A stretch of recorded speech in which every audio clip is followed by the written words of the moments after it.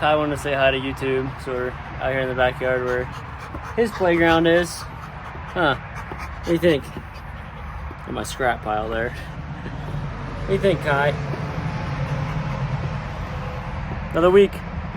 Kai loves fetch with literally anything. Drop it, drop it. Hey. He'll do this all day long. Even big old sticks like this. Kai. Hey.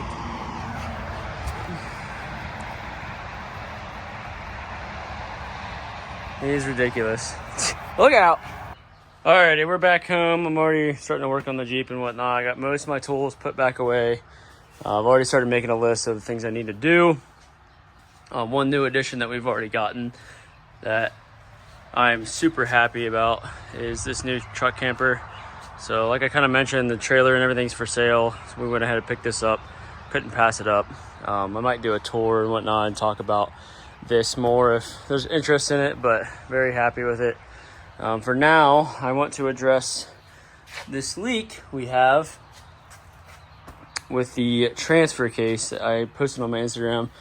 I haven't really talked about it here, but this thing's leaking a lot. Steering box is going to come out. That's getting shipped back to PSC. PSC reservoir is also leaking, so I need to order a new fitting for it. Main concern, though, is this giant leak coming out of the transfer case. So I'm going to drop the skid plate and then go from there on what all needs to be fixed. So hopefully, I'm not sure if I'll get everything I want to get done before Sturgis. Anyways, well, let's get to work. Now, this skid plate is completely custom. When Todd and I built the cross members and whatnot, these are 2-inch quarter wall tubes, front and rear, for the cross members. So there's nothing really factory about this. And then we had this 1/4-inch steel skid plate bent, or broke, I should say. So it's completely custom. Like I said, it uses a couple factory bolts on the side, but there's 4 of them instead of the traditional 3. So I've just got flush mount Allens that hold the edges, and then there's cross member, like I said, that these are just bolted in the center. So I'm gonna take out all those bolts, and then we'll drop the skid plate and see the damage. Got one side loose. Let's see how bent it is. Yeah, pretty decent. The skid's taking lots of beatings. There, we got the other side down. Like I said, you can see how bent the center of it is from multiple hard hits. I actually am going to remove my engine skid just to make it a little easier access at these ones. Plus, I can go ahead and power wash because everything's still filthy from Badlands and this race at in Montana. So pull this skid off. It's just 5 bolts, and then I can access these 6 here in the center to drop the engine skid, or not engine skid. Sorry, drop the engine skid first, then drop the belly pan. So as I'm getting at these engine skid bolts, there's just 2 little tabs coming off the motor mounts. I noticed something up there in my radiator. I'm missing a bolt that holds the fan shroud on. So that's super cool. Something else to add to the list to fix. All right, all the bolts are out. So we should be ready to hook up these top 2. Just ready to pull these bolts and drop this engine skid down. This thing's pretty heavy, but it's got to be heavy to be strong, right? That's usually how it works.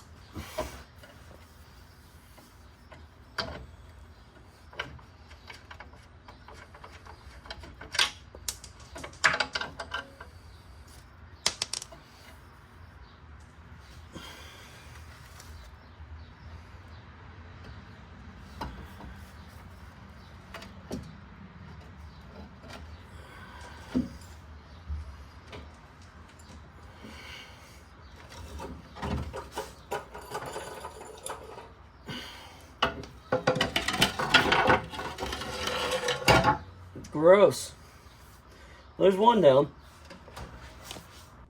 Yeah, you can see why I'd want to clean all the mud and stuff out of there, but now you can see where these other bolts are up there for the the belly skid so I can get access to them to hold the nuts. So I'll take the rest of those out and drop this skid. All right, all the bolts are out. I actually ended up having to cut one of them. I actually put this top lock on upside down, I guess, when I installed it, and then it rounded off whenever I went to try to get it out. It was pretty stuck. So all the bolts are out. Now I'm going to go ahead and lower it.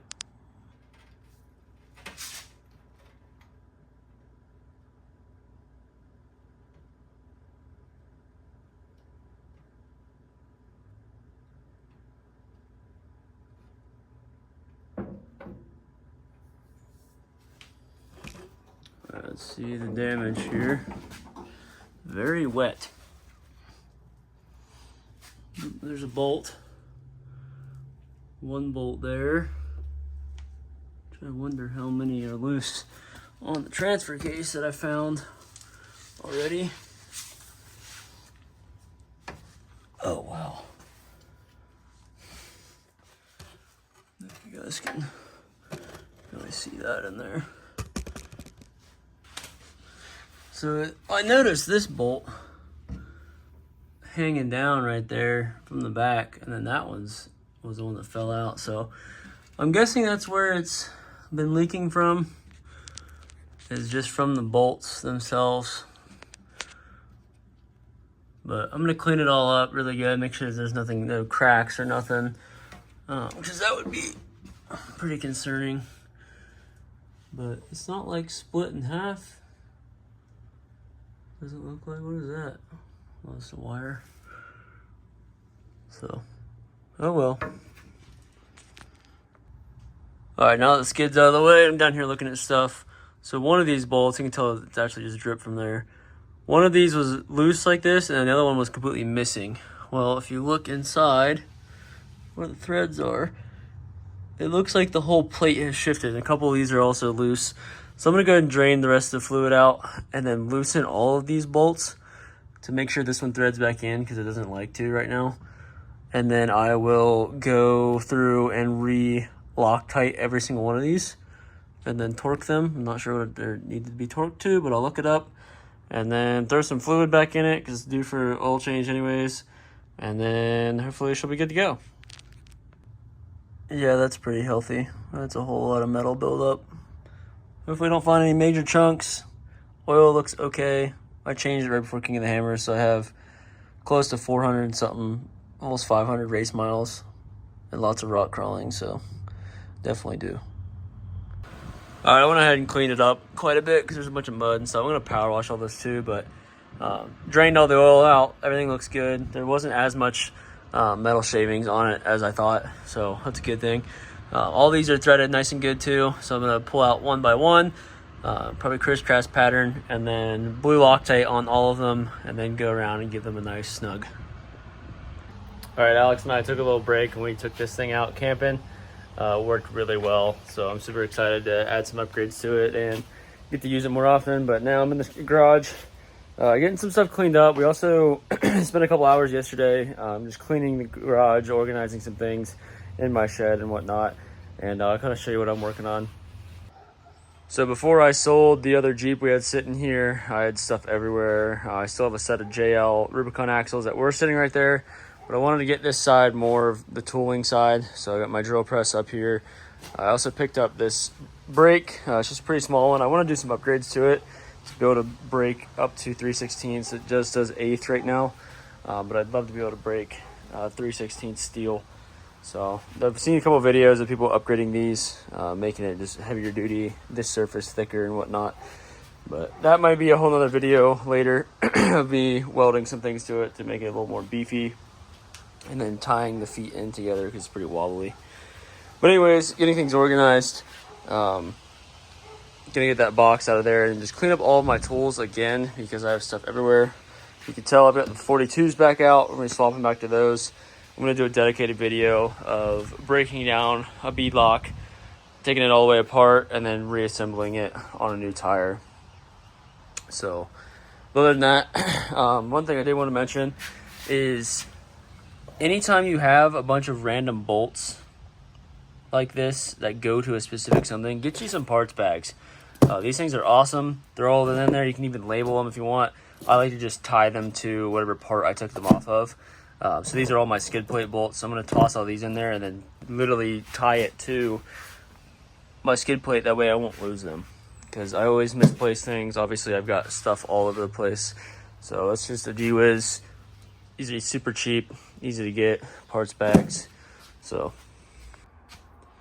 well, it's the 4th of July. There's lots of fireworks going on, so I'm out here working on the Jeep, because I'm not going to be able to go to bed with all these bangs going on. So I pulled the belt off. As you can see, it started fraying. Okay.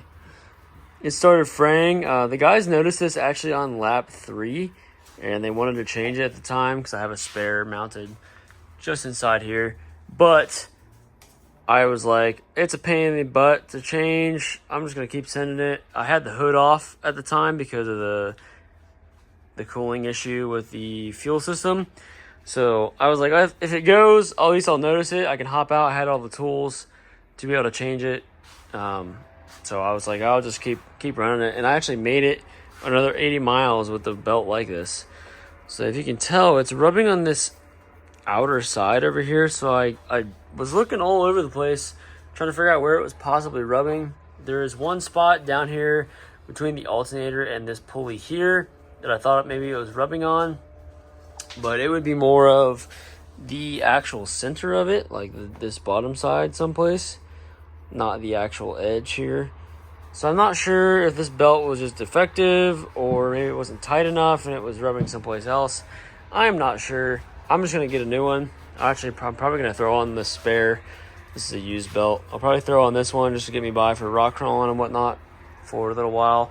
And then I'll get a new one as a spare just to make sure that it's the same length and everything. But so yeah, I'm going to go ahead and throw that belt back on and work on a couple other things.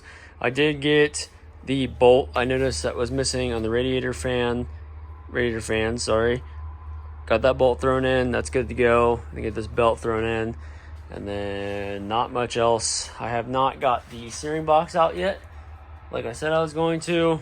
I need to do that yet and do a couple other things, but we're going wheeling next weekend, a week from today, so a lot to do. What do you think, Guy? I don't have much time before I have to go into work, so I went ahead and threw the front tires back on, and then I'm going to power wash the entire underneath side and just get it all nice and clean again. There's a couple spots I missed from this last race, so get it all cleaned up, and then go ahead and clean the garage as well. Got dirt and everything in here, so I'm going to clean all this up from where it's leaking, and then we'll move on. She's clean and the floor is swept. That's all I'm going to get done for today. Alright, it's after work on a Saturday out here in the garage. It's close to midnight or something. I'm going to get one project done before I go in and shower. I can't remember if I told y'all that I went ahead and put blue Loctite on every single one of these bolts, torqued them all, so all these bolts are good. It's drained of oil as well. Now I'm going to go ahead and, since it's empty, we go ahead and pop off this upper line. This is like the sight gauge for, you see the zip tie there, it's like the level you want. These things hold 2 quarts, so when you drain them all the way out, you can either go off the sight gauge or just put a fresh 2 quarts in there, which is what I've always done, and it works good for me. So basically I just pop this upper line off and then use one of these little quart jugs. It's the wrong one, so I'm going to have to drain it.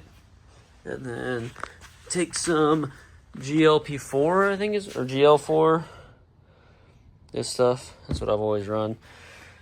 So I have to swap from these bottles to the squeezable ones. So I'm going to get these 2 quarts thrown in there and then check another thing off the list. It's one thing that making a list helps you with. I actually drove the Jeep outside and over to the yard to power wash it this morning. Completely forgot that oil was in there. So I went in here and wrote that down immediately just to make sure I don't go for a cruise or something in the Jeep without putting this oil in there. Easy as that. This is where those squeezable bottles really come into play, because it'd be like impossible to try to get a funnel in here and pour an actual quart into there. Always preferred AMSOIL anyways, so it's just convenient that they have those squeezable bottles. Alright, she's all full.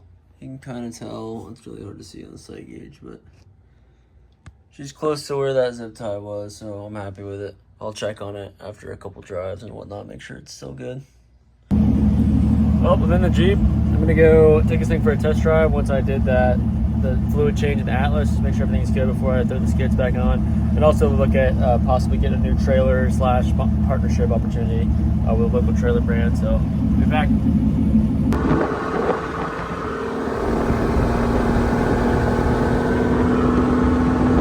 Well, it's been a few days since talked about the Jeep or recorded anything for it for the upcoming prep for this next race, but we're gonna wrap up this one and then get it out, and then I'll start a new video for this Sturgis race. Yesterday we took the Jeep out. I think the last thing I was talking about was the transfer case. Fluid was all good. Got my skids back on. Did a quick bolt check. I didn't really have a whole lot of time to work on this since the last race, so it worked really well. 42s are still working extremely well. Very happy with them. This thing looks freaking sweet. So yeah, she's working well. Time to get started on this prep for this Sturgis race. One thing to note, very soon, these side panels and this hood is gonna look very different. I know myself and others really like the way this paint job turned out with the waves and whatnot, but it's gonna be changing up. I'm very excited about a partnership here locally. So stay tuned for the next one. See ya.